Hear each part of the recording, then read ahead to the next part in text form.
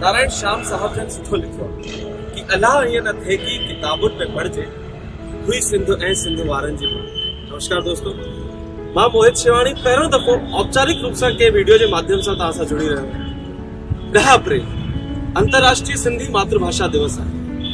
हिकिड़ो ॾींहुं शायदि कंहिं सुनिश्चित कयो हूंदो कि असां पंहिंजी भाषा जो सम्मान कयूं, कंहिं तय कयो हूंदो, पर मुंहिंजो मञणो इहो आहे कि 365 ॾींहं असांखे पंहिंजी भाषा जो सम्मान कयो। दोस्तों, अगर असां पंहिंजी भाषा जो सम्मान कोन कंदासीं त केरु कंदो? निश्चित ई साईं, ही राजनीतिक पार्टियूं, मां चवां थो हिंदुस्तान में का बि अहिड़ी राजनीतिक पार्टी न हूंदी जेके चंदो सिंधी समाज जा माण्हू न ॾींदा।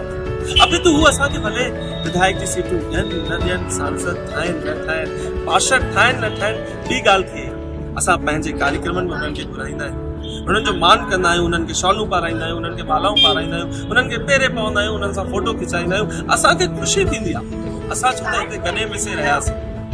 दोस्तों, सिंधियुनि हर फील्ड में पंहिंजो नालो रोशन कयो। उदाहरण जे तौर सां वेझड़ में असांजो भाउ पंकज आडवाणी जेके पद्मश्री, पद्म भूषण ऐं अर्जुन अवार्ड सां सम्मानित कयो। फिल्म इंडस्ट्री में रणवीर सिंह जेके अॼु पूरो विश्व चाहे रहियो आहे, हिंदुस्तान उनखे चाहे रहियो आहे। रमेश सिप्पी शोले फिल्म केरु थो विसारे सघे। ऐं सभिनि खां वॾी ॻाल्हि, हिंदुस्तान जी अॼु उहा राजनीतिक पार्टी जेके हर प्रदेश में पंहिंजो टंको वॼाए रही आहे, उनखे 3 सीटुनि खां वठी करे 173 सीटुनि ताईं अगरि केरु खणी आयो त असांजा पंहिंजा दादा लाल कृष्ण आडवाणी साहब। वकालत जी अगरि दुनिया में ॻाल्हि कयां त राम जेठमलानी साहब। समाज सेवा, संत महात्मा जेके असां सिंधियुनि वटि आहिनि, विरले के वटि हूंदा, दादा जशन वासवाणी साहब, साधू वासवाणी साहब, ऐं घणेई नाला आहिनि साईं। ख़ैर, ॻाल्हि पूरी कयूं, ॿ लाइनूं मूंखे कवि ढोलन राई साहिब जूं यादि थियूं अचनि, छो त ही वीडियो भाषा दिवस लाइ ठाहियो हुयो। कुझु ॿियूं ॻाल्हियूं थी वियूं।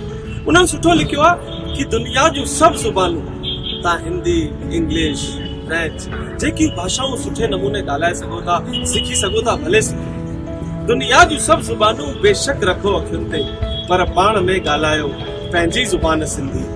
आहे कसम तव्हां खे पंहिंजी अमर जे थन जो, पंहिंजे ॿारनि खे पढ़ायो पंहिंजी ज़ुबान सिंधी। हिकु दफ़ो वरी तव्हां सभिनी खे अंतर्राष्ट्रीय सिंधी मातृभाषा दिवस जूं लख लख करोड़ करोड़ वाधायूं। सिंधी अबाणी बोली मिठड़ी